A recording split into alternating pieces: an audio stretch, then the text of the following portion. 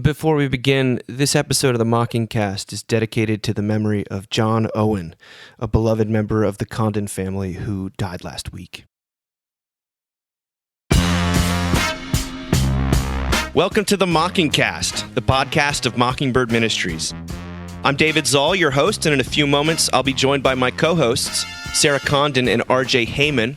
We come to you every other week to discuss a few of the places where we currently see grace and its absence playing out in unexpected and compelling ways. We're glad to have you with us. Praise the Lord. Praise the Lord. God. All right, this is the opening question.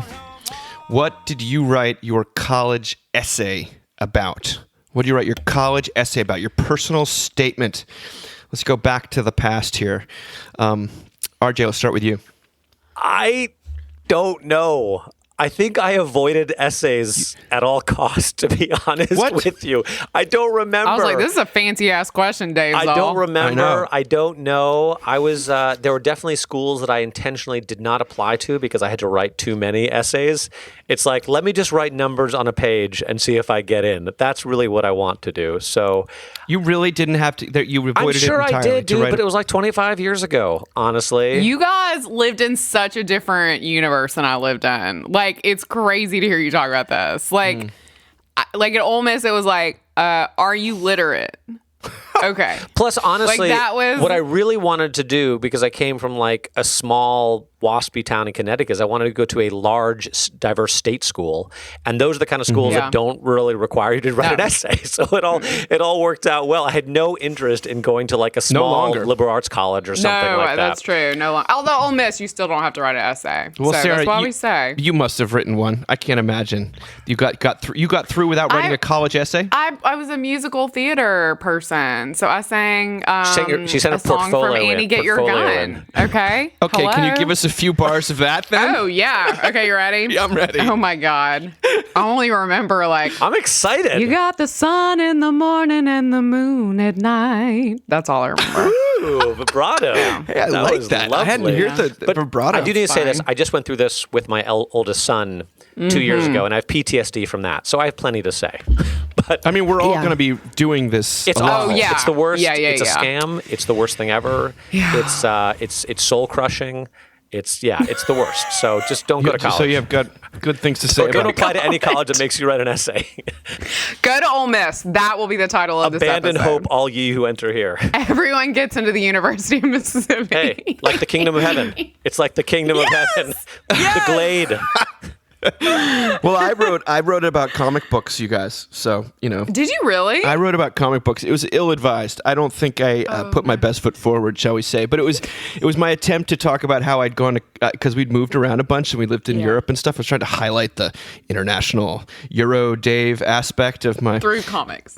By saying, and it actually is true, I went to all these, but ladies and gentlemen, this is the years before it was cool to be a nerd. It was like, I was going to say that would probably be great now, but that was not great then. No. There were no Marvel movies. There's nothing. It was Right. just like, wow, this kid really went to, Stuttgart and found the one place that sold American comics.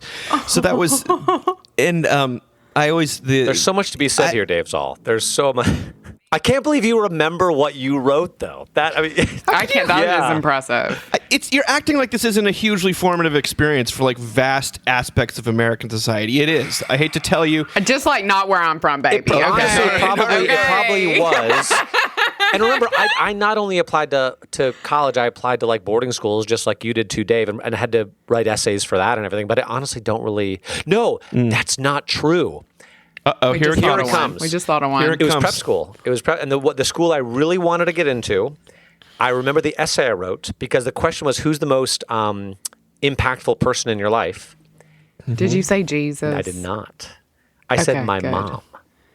Oh, And RJ. I didn't get in because they thought I was too sensitive and I wouldn't make it. Ooh. Well, I mean, if the it's shoe not fair, fits, If the shoe fits. So there you go. So I do remember an essay I wrote, but only because I bore my soul and it became the vehicle for denial. Oh my God, that's so Isn't that so good. great? Let me show you who I am Well, so I you tell- can sucker punch me. I think I've told you guys before, but my younger brother Simeon, who's now an academic, so it took the college experience with him, and he got into Harvard on the basis of an essay he wrote about me bullying him. So Wow. Oh my God.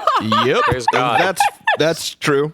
So it was basically about how cruel of an older brother I was, and he must have elicited enough compassion and understanding that, like, at that point at least, the top school in the country said, "All right, we want you here."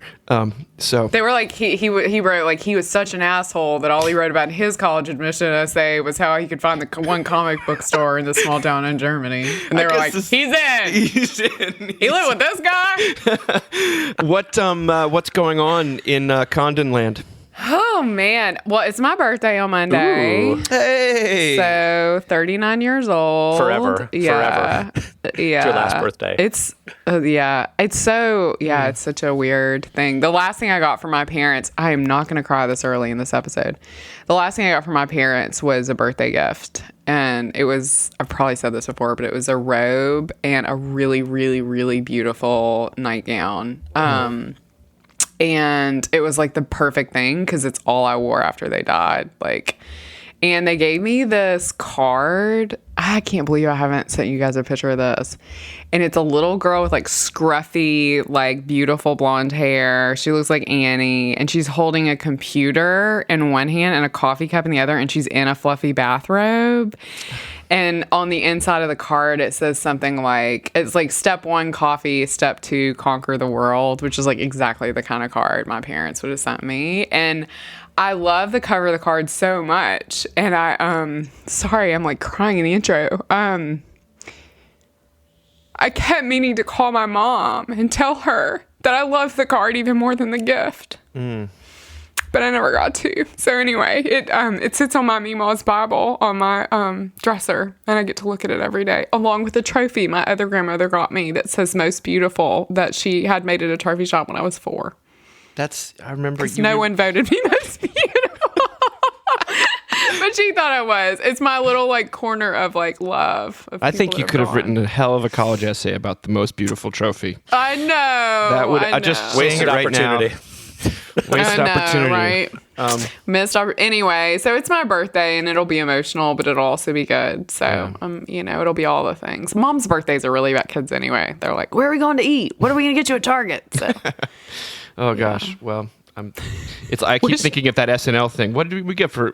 Mom got a robe for Christmas. God, Another robe. And then she got to burn her hands making hot cross buns for the family. Oh, Rutger, what do you got to contribute here? What's Right? happening? Nothing to contribute. Nothing? What else is new? What is going on here? I don't know. punchy today. Thanksgiving is coming up, I guess, which is weird, and excited for my oldest son to come home and eat a lot of turkey and chill out a little bit. But I'm doing okay. I mean, things feel like they're getting back to normal a little bit. We had a really good Sunday at church. Full Sunday choir was back for the first time since March 2020.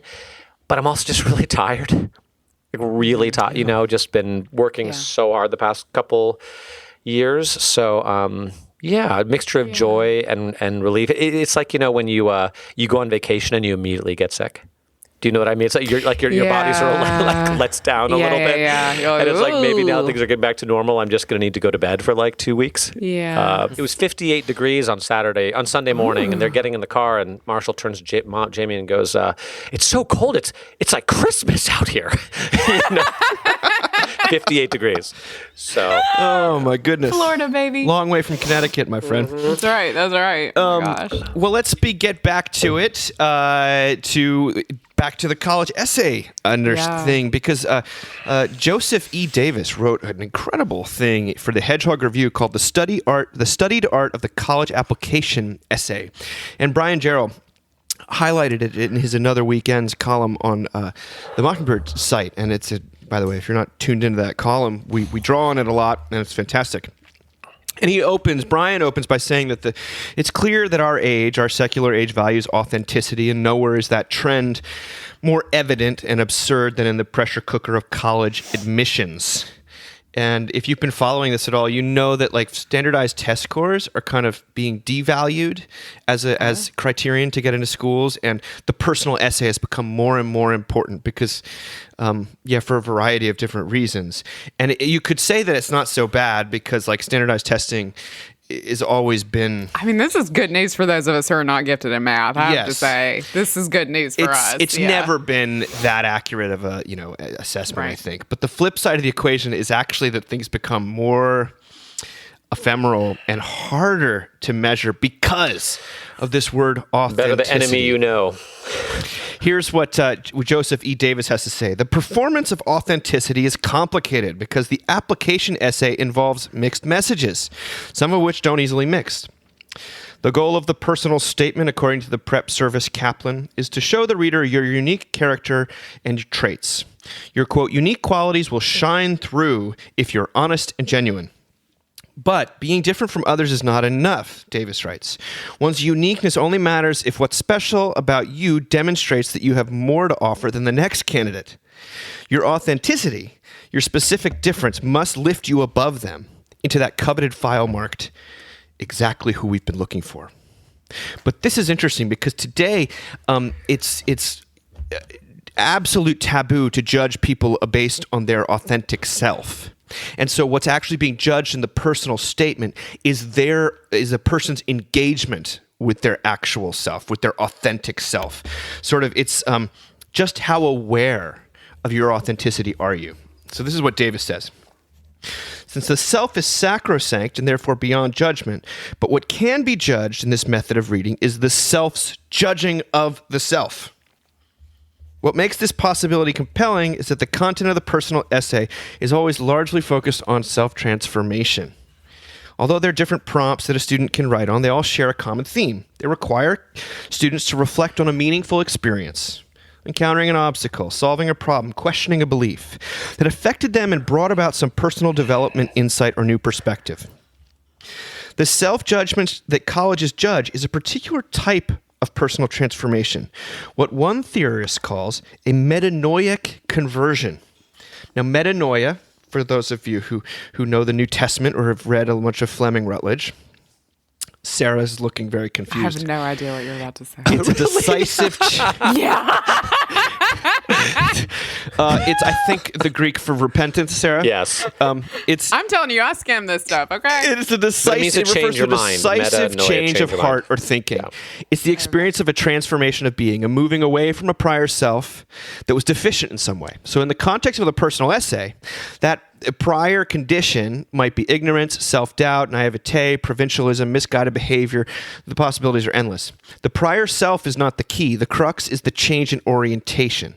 So the evaluations of the essay centers on how students present the critical distancing, the finding, in institutionally congruent ways of their motivation and their voice. So what's basically Davis is saying is that in a world that cannot judge someone based on their identities, the college admissions process has turned to judging people based on the quality and authenticity of their repentance. Brian says, look, reader, I have been in plenty of churches that welcomed everyone regardless of their identity, but judged the hell out of them about the quality of their repentance. It's miserable and a recipe for emotional and spiritual disaster. Go find and hug a high school senior. Oh my gosh. I thought that's a beautiful interpretation by Brian. But what an interesting thing, because, the personal essay, the personal statement as essentially a demonstration of repentance. Something I used to think I actually have a suggestion to help students who are doing this. We have been critical of sort of the white woman Instagram that's into like, transracial adoption and like white house paint with just like house plants as decor, and they wear hats. So this is how you shall know them. But they kind of write these over and over again. So if you're a high school senior or the parent of a high school senior, you need to put them on White Woman Christian Instagram. Ooh. And just read them, because that's basic. In fact, copy paste. See what happens. I once was blind, but now I see. And by see, I mean I've got a new filter. And by see, I mean I've gotten a small child from Uganda, and things are great for her. Gosh. No questions needed. Yeah. I mean, I don't know. That's my thought. RJ, you have something eloquent to say. No, I just have a lot. I have a lot to say. I'm so frustrated because I just went through this with my oldest son 2 years ago. Preach, and it was to us, awful. preacher. It was just awful. And I will say, I'll say What are they looking things. for? Well, first of all, what he says they're looking for, I've attended meetings with, college admissions workers from high-end universities who've sworn that's exactly what they don't want. They're like, don't send us the essay that said, I used to think this, and then I went on a trip in Africa summer before my sophomore year, and now I know this to be true. And this encounter with another culture that's less privileged than I am led to a profound reimagining. Like, do not send that essay. We've heard that essay a million times. We don't want it. That's what they say. Okay. That's what they say. They say. Now, whether that's true or not, and I'll say, we went all in on the college essay. All in. My son took a class offered by his high school like a year and a half in advance of when the college entrance essay was due, which was a week long. The class was a week long. It was during the summer. What? During the summer for a week to try to get together the perfect college essay, which we ended up completely throwing away after we ran it by a friend of ours who has worked in the college admissions departments of 2 different Ivy League universities. And he was like, yeah, you need to start over. This is not what they're looking for. So we did.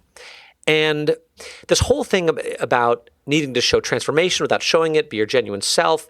You also have to show that you're really passionate about something at 17 years old. How many 17-year-olds do you know who are really passionate about something and know what they want to do with the rest of their life? He couldn't write about and girls. It just happens to Or be Fortnite, both highly lucrative and altruistic at the same time, and have demonstrated leadership, where they've led others in the same kind of Who then can be saved, RJ? It's absurd. This is like a wreck, like when a church is looking for a new priest. You know what I mean? It is. It is. So we went all in, and he went all in, and spent hours and hours and hours, and the whole time is just like, I hate this. I hate talking about myself. I don't want to sell myself. I don't want to brag on myself. I don't know what I want to do with the rest of my life. That's why I'm going to college, is to figure that out. Right. And I basically feel like it was a gigantic waste of time. Like if I'm about to do it again with my next son, and part of me just wants to say, dude, write whatever the hell you want to write. It doesn't matter. Well, what do you think they are looking for? What you just outlined, that basically impossible threading of the needle. They want a 17-year-old who is fully formed, deeply repentant, politically correct in every sense of the word. Who's done something to change the world already as a teenager. And then maybe, and it would also really help if you, especially for private schools, if you were incredibly wealthy, and or incredibly not. One of those two things. Yeah. So it just seems like such a weird thing. That's my experience. Are we just looking for young people to save us? Do you know what I mean? Like, it's kind of a fascinating thing. Like, are we just looking for young people to save us? I don't know. I walked onto campus at Rice this week, and they had put up, new signs on the pole. And you know how you have these, cute little, whatever. And so they've taken down all the, COVID, and they put up signs that say, be bold. Really? And, even when I was praying with my students yesterday, it just, came out. I was like, Lord, we pray that these students would know that they do not have to be bold like the signs say around them, but that they can rest in you. Oh my goodness. They were bold enough to get here. Can we let them take a minute? Bold enough to wake up this morning. Right. Right. It's just, who's good on this is Malcolm Gladwell is pretty good on this, right? Because he just thinks the whole American college entry system is a complete farce. And he talks a little bit. I mean, he's a little bit holier than thou because he talks about the Canadian system where he says there are a few elite colleges in Canada, but they're huge and they get bigger and bigger and bigger as the country grows. Whereas the elite colleges in America are not growing and they're trying to stay small and they want to show the lowest possible acceptance rates. And they're also trying to raise billions and billions and billions of dollars, which they don't really need, and it's a very bizarre. It has to do with status. Wait, what? Yeah, exactly. Status? Status. College admissions has to do with status? I know. It's a stupid thing to say. No, the golden admissions letter is what we worship. It has nothing to do with what it's actually supposed to be about. Yeah. Let's put it Well, that way. and I honestly, like, I keep thinking, RJ, about the kid that wrote the essay, that they had a life-changing experience when they visited a different country, and how that's such a beautiful thing. Mm-hmm. And it's so painful to hear that that's not, that they've read that too many times. It gets You know, it's just commodified, and it's like your oh my experience doesn't really God. count. It's, Yeah, it's like we want you to be vulnerable, but we don't want that vulnerable. I don't know. Like your experience is not valuable. Like Yeah. I don't know. That's just such a bummer thing to say to someone who's like just about to step into college. I will Yeah, say this: but if you have a it's- kid, and if you have a kid who's about to go through the college admissions process, or if you are a kid going through the college admissions process, which I can't imagine you're listening, but if you are, there's a great book called Tell all your friends. "Where You Go Is Not Who You Will Be" by Frank Bruni. Where you go is not who you will be, and it's just stories about people who went to various colleges with various levels of prestige and ranking, and they were okay. Like they did very well, and that it's more who you are, is more important than where you go to college. And That's beautiful. I mean, that Yeah. message cannot be repeated enough. By Yeah. the way, I think it's not only is it something that I think hopefully makes its way into some pulpits in the country, but the amount of just pressure that I think that 17 to 18-year-olds who are going to college in America at least are under is just astronomical, and the compassion, if you truly understand what they think is at stake. Even if it's not at stake, but what they think is at stake, you can. If you have blood flowing through your veins, the only logical response is compassion and rest, and maybe a gift card. It's like Yes. That I've been working with these kids for a long time, and they think the rest of their life is hanging on this one thing. Yeah. And there's the cards are the what college admissions essay gets them in is so arbitrary and has a lot to do because dear friend was one of the head admissions people here. It has a lot to do with what order the essays are read in, what the person reading it had for coffee that morning. I mean, for breakfast that morning. Did they get in a fight about the dishwasher with their husband? It is exactly. Speaking hypothetically, it is just so. There's no way to game it except for, and yet everyone is under this impression that it's possible to game it. And then again, what on earth are we actually going to? We keep talking about that wonderful documentary that came out a few years ago called Race to Nowhere. And it was all about the college admissions process in America. Probably funded by some parents of some kids who didn't get into the schools they wanted to, but I think it gets at a deeper existential reality for a lot of folks. That when we talk about burnout, a lot of what burnout is about is not only that you're tired, but that you feel betrayed by this system that you thought was meritocratic, that you thought was fair, and it didn't turn out to be. And even if you did get into UVA, Harvard, Berkeley, wherever. That you then find you have more hoops to jump through, and it just never seems to end, and there's no guarantee at any point. And yet that's what you're led to believe at every single stage of it. So I don't know how you can't become cynical. And if you're a parent, remember that this is not about the sticker you get to put on the back of your car. The seculosity of it's not about your own ego. It's not about your quality as a parent. This is about your child and their sense of self-worth and the unconditional love that you shower on them, and the fact that it's going to be okay. There's a God. There's a God in heaven, and it's all going to be okay. This is such actual small potatoes in the large scheme of things. Yeah. And if all else fails, just encourage one of your children to bully the hell out of the other one. That's right. And create some sort of narrative of overcoming adversity in the house. Totally. There you go. Yes. And don't mention comic books anywhere in there. No comic book. You're the gift make that sure keeps on giving, Dave Zoll. See, this is why people tune in, I think. But also go to Ole Miss. Okay, we're done with this one. They let everybody in, okay? Well, it looks Everybody. really fun. It is really And fun. Faulkner And you can taught put there, an Ole didn't he? Miss sticker. Do you know what? There's a great phrase right now they're using in Oxford, and you can put this sticker on the back of your car. It says, well, we win every party. Okay? We win every party. I love it. Well, on to the next bit of cultural legalism. And this is a heavy one, but also an interesting one from what some people would consider to be a cultural villain, or maybe just people that aren't allowed to speak. Emily Ratajkowski, I think I'm saying that right, and The Burden of Being Perfect Looking by Carrie Batan in The New Yorker. Now, if you know who Emily Ratajkowski is, she is a model. She was in a video for Blurred Lines by Robin Thicke, which I'm not lying, I've never seen, but apparently it made quite an impression on quite a few adolescent boys. Let's just put it that way. She's a model and an entrepreneur.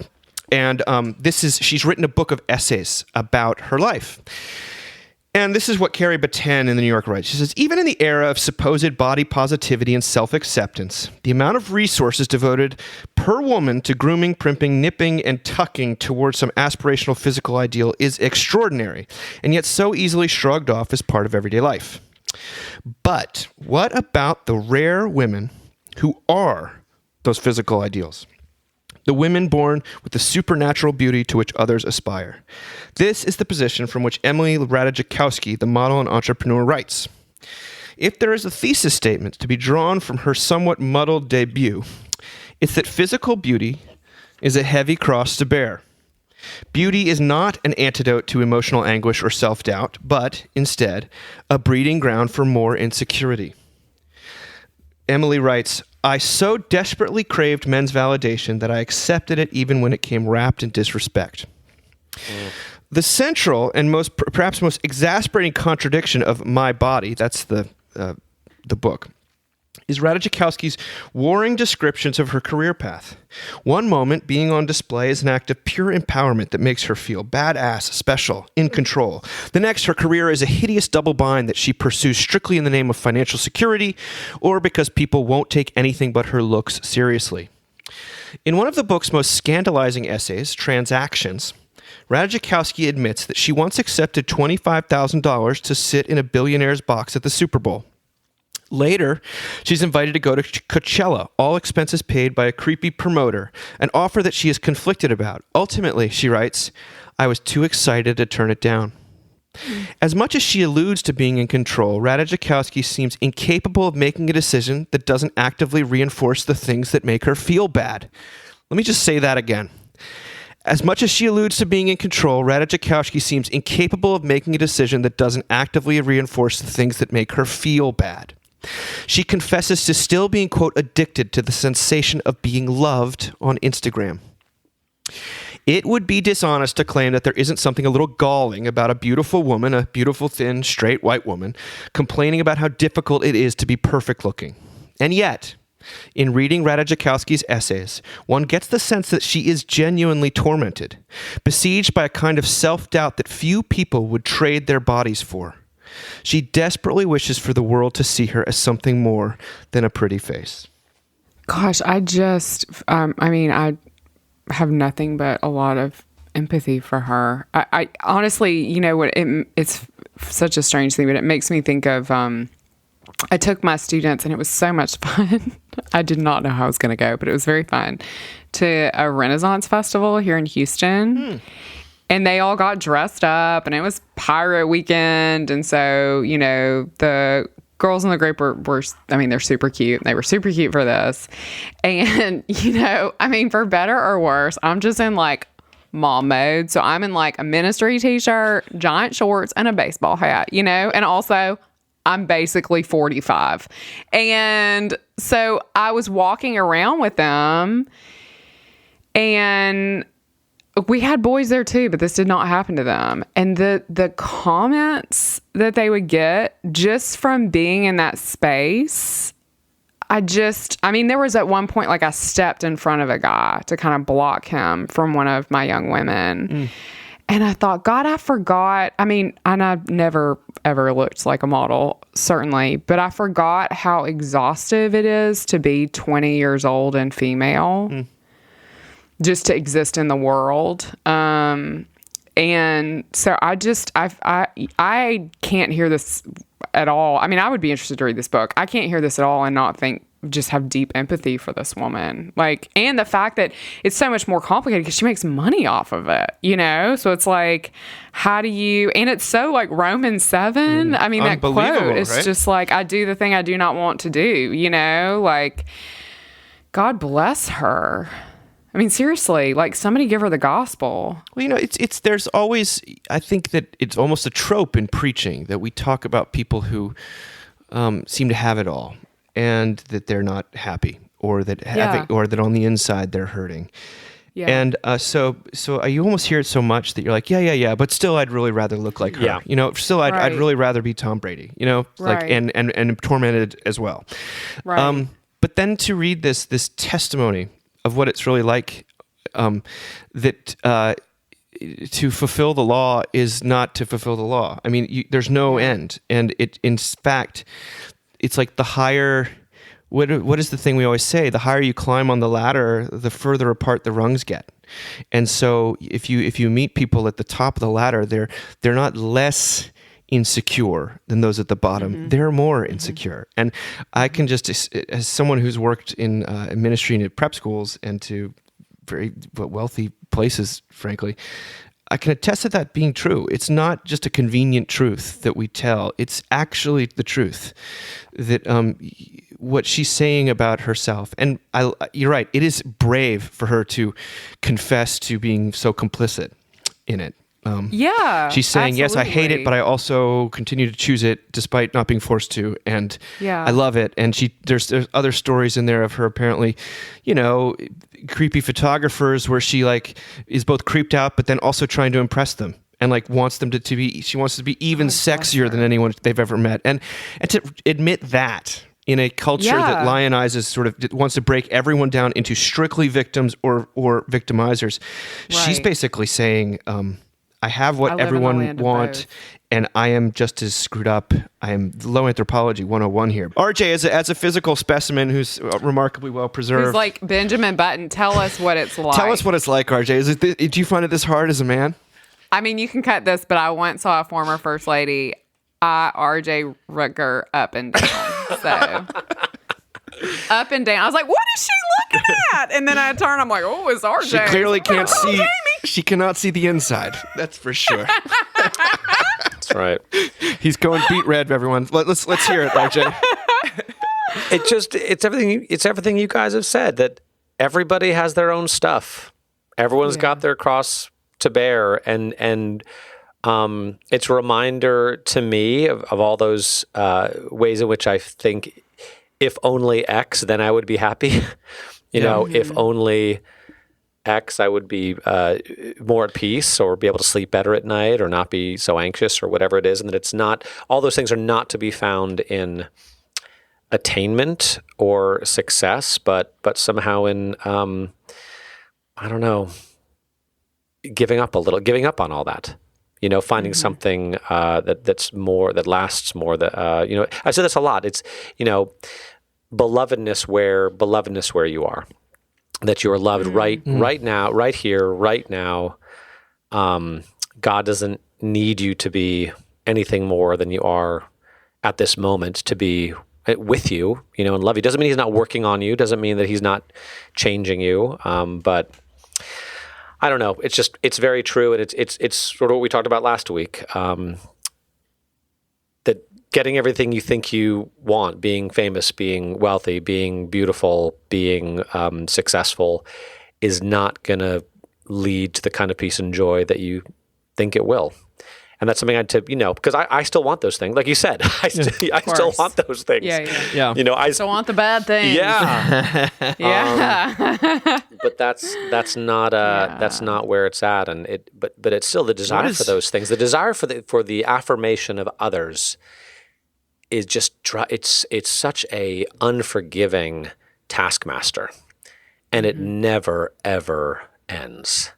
Yeah. So Yeah. What is the quote? You guys remember? It's either I think it's Gerhard Ferde or riffing on Luther, saying that the thirst for glory is never satisfied by attaining glory, but through extinguishing. Yes. The thirst. What is it, RJ? Like the thirst for glory can never be assuaged. It can only be or what extinguished. Is it? Yeah, extinguished. Something like that.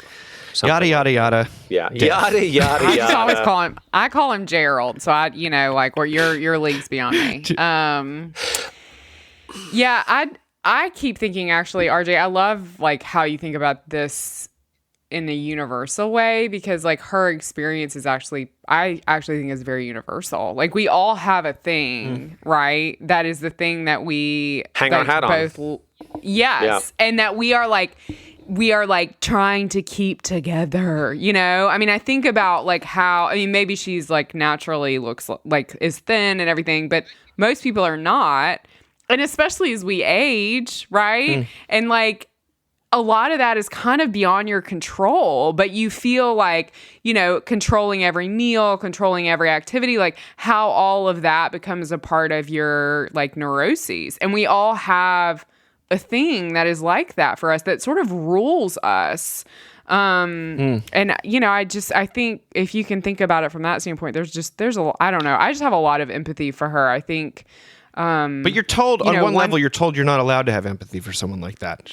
Right? Yeah, absolutely. But you know, one needs to only look at like, you know, statistics of sexual harassment and imagine her in an industry that, you know, is really run by men, even though there's a lot of women in it, and how much of that she must. I mean, she's like just in this talking about this book. There's like 2 creepy guys. And that's probably a regular everyday thing for her. Like, God, that just makes me want to pull the covers over my head, you know? And I think she's like a lot of these things, she's the extreme case that sheds light on the non-extreme cases, because and that's what we actually need to some people would say, well, the extreme case only applies to extreme people, only the mega talented, the people on that level. But in fact, I think and this is actually straight from Luther, that the extreme cases, Martin Luther was a very neurotic person who was very anxious about his standing with God, and that instead of that being only that angst only applying to him in the opening of I think Here I Stand by Roland Bainton, it says that he's the extreme case which sheds light on the general. That the extreme cases in Emily Ratajkowski actually sheds light on what all of us deal with on some level, and this is actually why language of privilege, I think, has a place, and it can be very important, but it also misses the ultimate boat in that the most quote-unquote privileged people I know that has not shielded them from an enormous amount of pain and suffering, and in their own way. In fact, if anything, it sometimes has created more of it. And so this person we're not supposed to feel sorry for, who makes gazillions of dollars, she gets paid $25,000 to go sit in a billionaire's box at the Super Bowl. A lot of people, women or men, would say, well, that sounds pretty damn good. And in fact, no, it's not good. Yeah. It's just hell is getting everything you want, I guess. And I don't think do we know what her resolution? Like, I wonder what her resolution on this is. Mostly because I'm like, should we ask her to talk at the spring conference? Well, the person who is speaking at the spring conference is Anne Helen Peterson, who wrote the book about burnout called Can't Even, and cool. She's one of the persons. Her newsletter, if people aren't subscribed to it, is fantastic. And one of the people that she has highlighted, Anne Helen Peterson, is someone named Catherine Jezer Morton. Catherine Jezer Morton has a wonderful newsletter called Mothers Under the Influence. She is a PhD student writing about mom influencing, or mompreneurship, or whatever it's called these days. She's fascinating, and the next article comes from Catherine Jezer Morton. Is cozy season a cry for help? I mean, we're in cozy season. I sent you guys earlier on the way to the recording a display from a window right across from my office. It just was nothing about Higgy and cozy season, and are you all cozied up? This is what Catherine Jezer Morton says. It's Huga. Okay, keep going. Well, on that note, the momfluencers are big into representations of coziness, but this is one social media theme that it seems like everyone embraces. At the start of the season, I noticed that coziness was coming on with extra ferocity this year. Although one can never be so sure, seasons always seem so loud online. I can say for certain that over the last year or so, coziness has become a powerful social media aesthetic, particularly due to the pandemic and people being homebound. And this is sort of also the demographic you mentioned earlier, the white women on Instagram, Bo Burnham skit.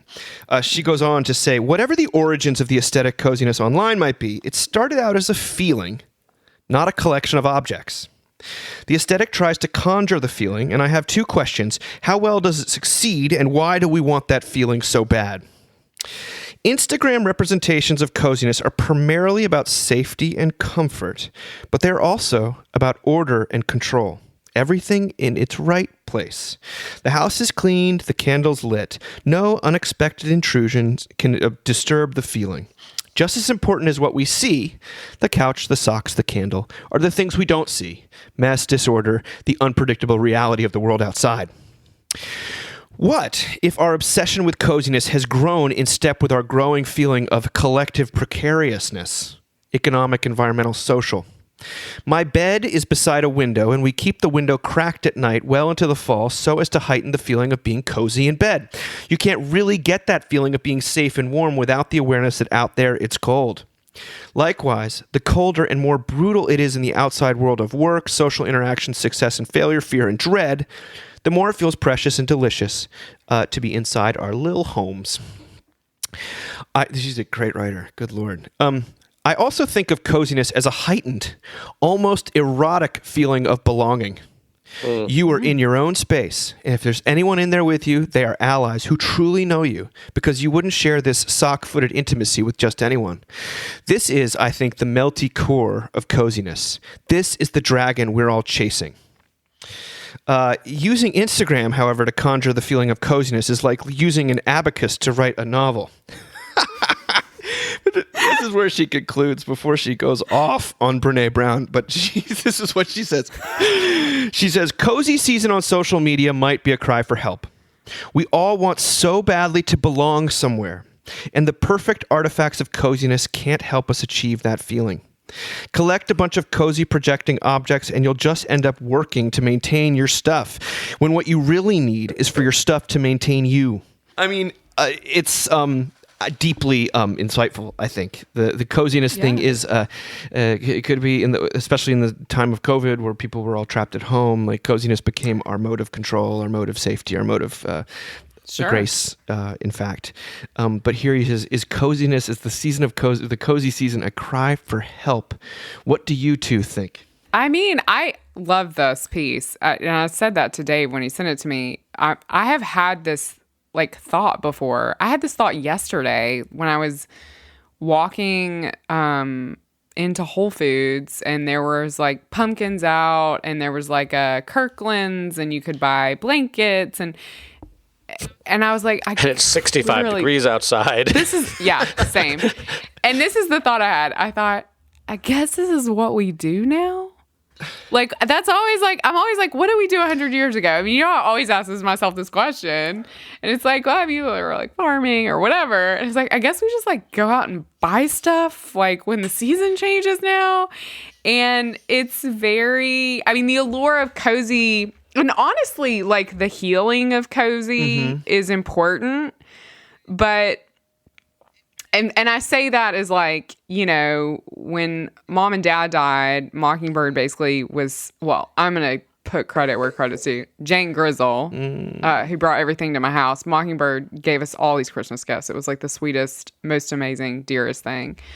And I mean, you can cut this, but Nadia Bolz-Weber sent us weighted blankets, really, really lovely weighted blankets.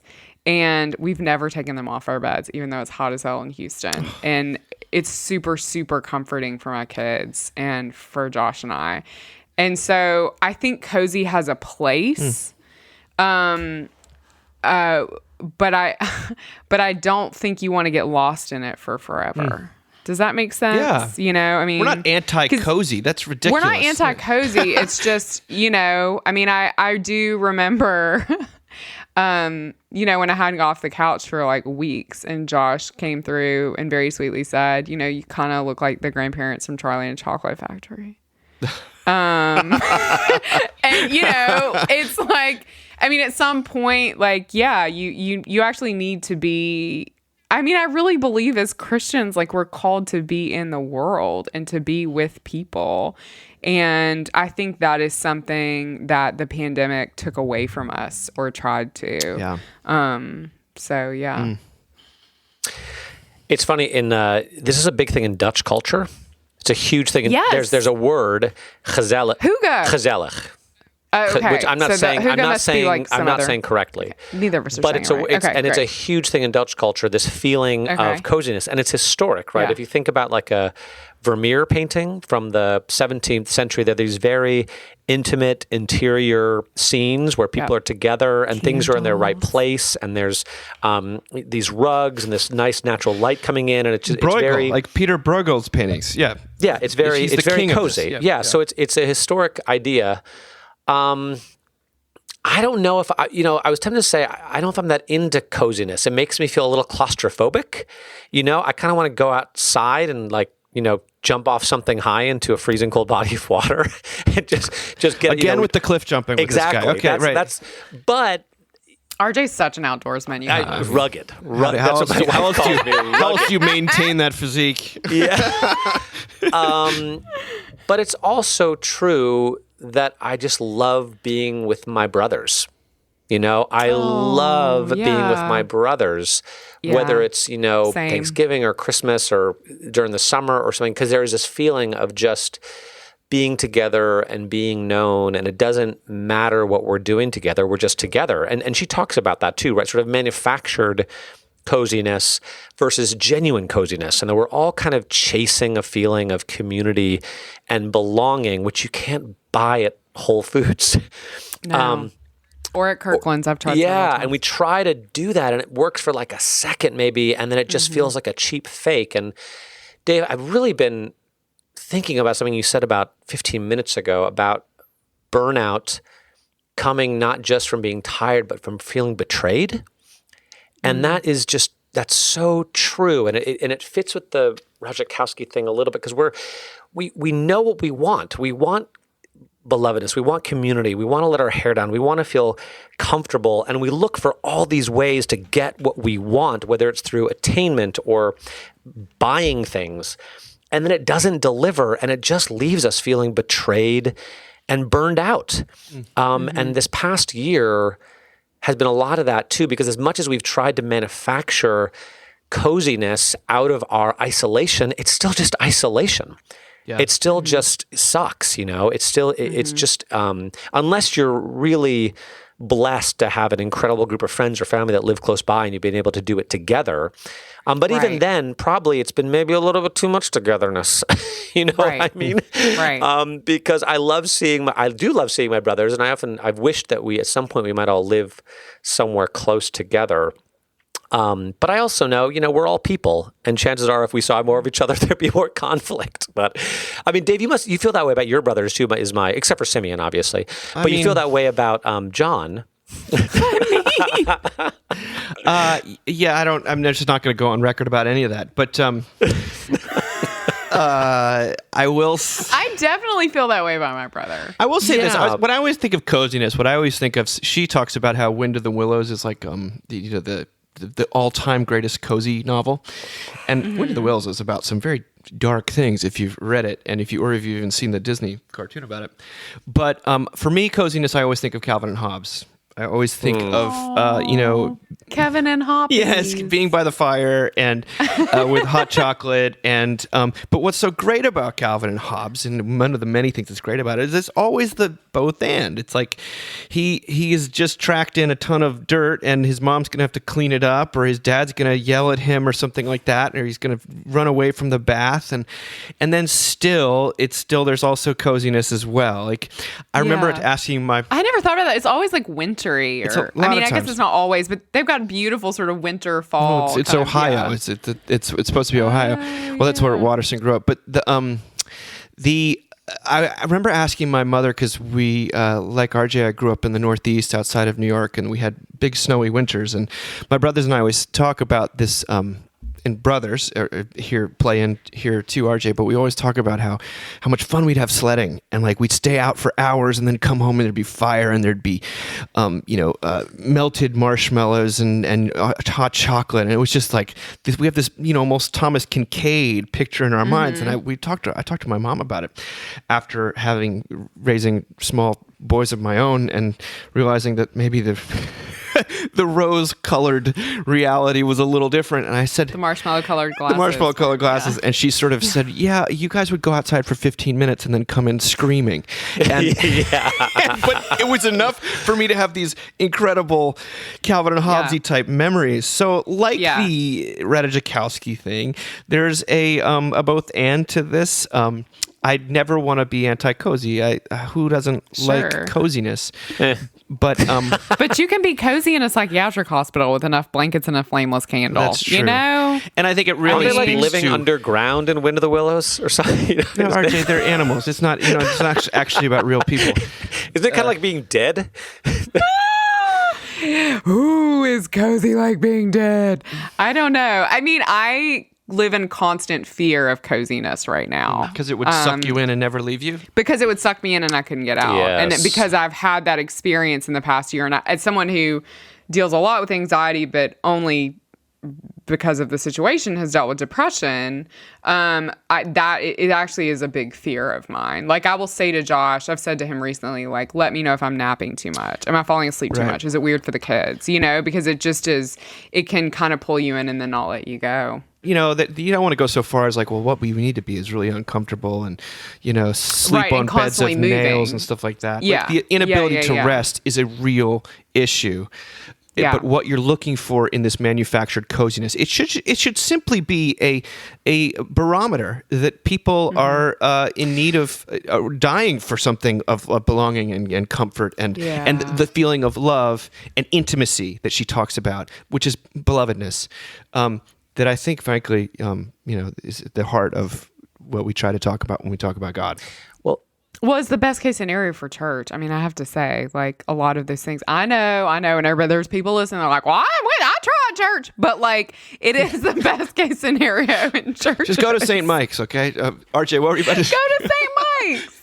Rucker? I was just going to say, I got to believe 90% of the people who are listening relate to just a general feeling of exhaustion and borderline depression right now after the 2 years that we've all collectively suffered through. It's been a hell of a time, and it sounds weird to say that we all just kind of need a couple weeks off because some people will be like, wasn't that what we had? It's like, well, no, it's not actually, not at all. Not at all. Like you may have been alone and maybe you weren't working, but it was not restful time at all. It was not a community time. It was not a loving time. Yeah, I mean, if by rest you mean like Googling how many people died today, then yes, it was very restful. Or Googling how many people were like completely, what overreaction or reaction you're sort of worried about. Yeah. Well, let's go to the heart of the matter, which is actually, I'm glad you mentioned Nadia earlier because she sent out on Reformation Day a sermon, which she called Sin Boldly,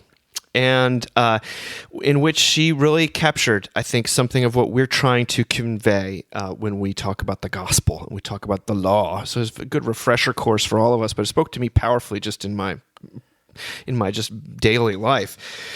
She starts out by, and bear with me, she says, Martin Luther had a way of talking about sin that makes a whole lot of sense to me now.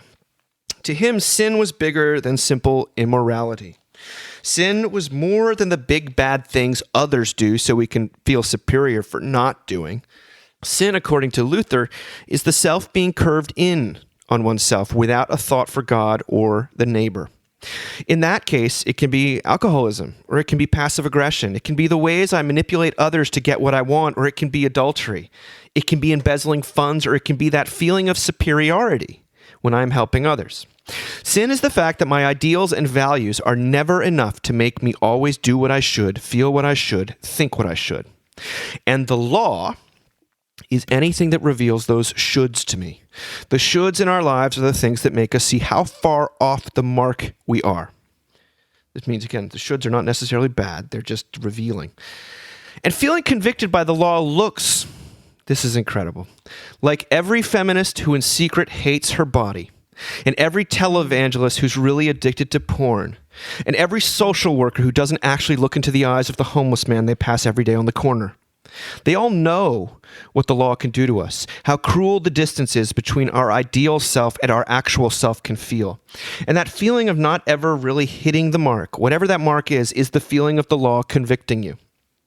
The medieval church had pawned off law as gospel, and Luther dared to know the difference, and then he became a preacher of grace, and that changed the world. This isn't just a medieval thing. What passes for preaching in most settings, liberal or conservative, is some version of here's the problem and here's what you should be doing about it, which I have never in my life heard as good news. So in celebration of Reformation Sunday, I would like to offer us a field guide for spotting the difference between law and gospel. Here we go. You can tell the law because it is almost always an if-then proposition. If you follow all the rules in the Bible, then God will love you and you will be happy. If you lose 20 pounds, then you will be worthy to be loved. If you live a perfectly righteous, green, eco lifestyle, then you will be worthy of taking up space in the planet. If you never have a racist or sexist or homophobic thought, then you will be worthy of calling other people out on their racism and sexism and homophobia. The law is always conditional, and never anything anyone can do perfectly. When we treat the law as if it will save us, as if it is gospel, there can never be flourishing. Under the law, there are only two options, pride and despair. When fulfilling the shoulds is the only thing that determines our worthiness, what is it, RJ? You are not, where you go is not who you will be.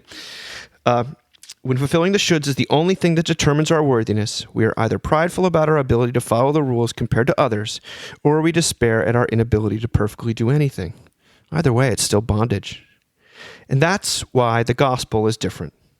The gospel is not an if-then proposition. The gospel is a because proposition. Oh my gosh. She's so great. Because God is our creator, and because we rebel against the idea of being created beings and insist on trying to be God for ourselves, and because God will not play by our rules, and because in the fullness of time when God had had quite enough of all that, God became human in Jesus Christ to show us who God really is, and because God would not be deterred, God went so far as to hang on the cross we built and did not even lift a finger to condemn, but said, "Forgive them, for they know not what they're doing." And because Jesus Christ defeated even death and the grave and rose on the third day, and because we all sin and fall short and are forever turned in on ourselves and forget that we belong to God and that none of our success guarantee this and none of our failures exclude this, and because God came to save and not to judge, therefore you are saved by grace as a gift and not by the works of the law. And this truth will set you free, like no self-help can do. And took us to school. I mean, it's so good. And for me, it's really like good, sweet news to hear this, like, you know, wildly popular Christian clergy person, woman, progressive, like, say this stuff to the world. Like, it's just, I don't know, like, for me personally, like, it's incredibly uplifting and encouraging. But I mean, I actually watched an Instagram of Nadia. Did you see? I don't know if you saw this, but I saw it last night. Or she's deciding to pull back from social media. And it was like such a good, I mean, it was just, I'm so interested. This is like a weird thing to say that because she's talking about pulling back from some of the stuff, but she is producing content in other places. And I'm so interested to see what it is because, you know, the story about her, do you know this story that there's lots of reasons she's pulling back, but her nephew was killed in the fall. Yeah. And she wrote on Twitter, which you know is like the scariest place in the whole wide world, grief disfigures. That's all she wrote. And immediately somebody came on and said like that they couldn't believe she was making such an ableist comment. And I felt very convicted by, like, I watched that and I was like, that is exactly what the world feels like. So for me to hear her talk about the law, like, she gets it. You know what I mean? Like she lives in that in between gospel place that's very hard to live in, and I'm thankful for her voice. I didn't know that. I mean, I knew about what had happened, but I didn't know she certainly experiences a lot of correction. Yeah. And for her to get up here and say some of this stuff, I think all these years, later, I think is what is it? Bold. Sarah. Be bold, Nadia. But Rutger, what do you say? That's a beer commercial. That's like what's the beer? Is it? It's some it's some Mexican beer. It's just with Sylvester Stallone and some boxer who's like, "Hey champ, be bold." So Rice is cribbing from Mexican beer commercials. Good to know. So funny. For me, it's just convicting because it's just so easy to fall back into the law. It's just so easy to think. If I just get my theology right. If I just look like Emily Ratajkowski. If I just have a really cozy living room. Well, yeah. But even as if I just write the right college essay. Sorry. Yeah, even as a Christian, as a pastor, as a person who says yes, yes, yes, and believes all those things, am I communicating to myself and my flock, if you just believe in justification by faith alone perfectly, then you'll be at peace and you'll be set free, and theology matters, faith matters, belief matters, but we're not going to get anything right on this side of it, or not going to get much right on this side of the veil. So you do the best you can to proclaim the gospel as faithfully as you can, knowing you're going to make massive mistakes. And so you confess and repent and move on and count on God to make things happen. Right? That's the promise, is that God works through our broken humanity, even when we totally blow it. And I'll say there have been times I've been really pessimistic. It's easy to be cynical and pessimistic about the church in general, and then I'm like, but you know what? This seems to be the way that God has wanted to work for the last 2,000 years. This seems to be the way he wants to do things, as imperfect as it is and imperfect as I am. And that's not to excuse all the stuff that happens, but God is faithful in the midst of our inability to get anything right. So Dave, what were you going to say? I mean, no, I think I was walking with a friend the other day, and this is a person who, he comes to, at least 2 years ago, was coming to church regularly, comes to church, loves our church. He considers the message of God's grace to be foundational to his life. And he was asking me how it was going. And I said, well, to be honest with you, our church is 40% smaller than it was 2 years ago. And if it were a business, it'd be shut down, and it would. I mean, there's a lot of you could go all day long about how views on Instagram, on YouTube and all this stuff, so sick of, and even giving and all that things is fine. But you want to say you go from having 600 people on a Sunday to seeing 325, and that's a little demoralizing. And I said, sometimes I can't help but think that if the devil wanted to completely gut churches and make it impossible for the people who need the coziness and belonging and intimacy that it provides to feel like they couldn't come, then they would, this pandemic and the way that all the communication and the schools and the children and the vaccine, all the stuff, every aspect of it seems almost perfectly geared towards wanting to shut this sucker down. And he looked at me, he's like, well, what makes you think the devil would want to do that? Like, maybe it's, from what I read the Bible, God is in the business of doing that sometimes. I said, shut up. You shut your mouth. I do not want to hear that message right now. How dare you believe this more deeply than me? We're amazing and he loves us and he only wants us to grow. He only wants for his glory and sort of for our... He wants dare my you thirst justify for your glory sleeping to be in. satisfied.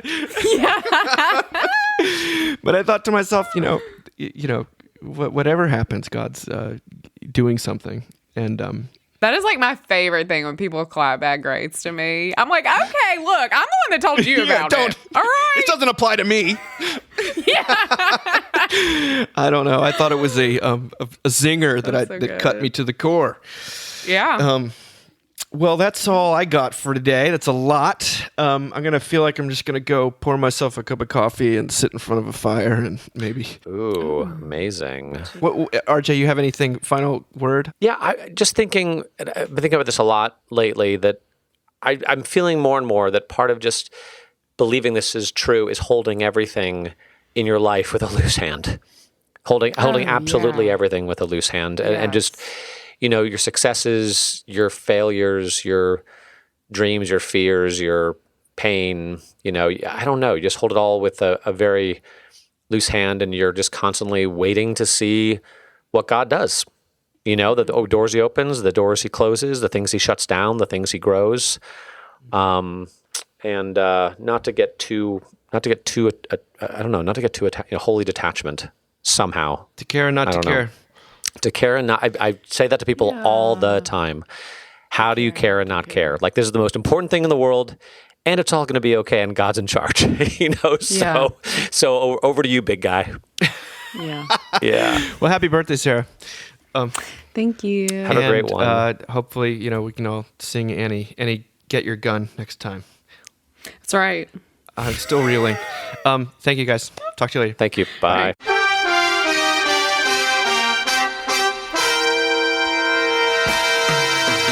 Thank you for listening. Remember, you can find us on the web at www.mbird.com. And we'd always love to hear from you at info@mbird.com.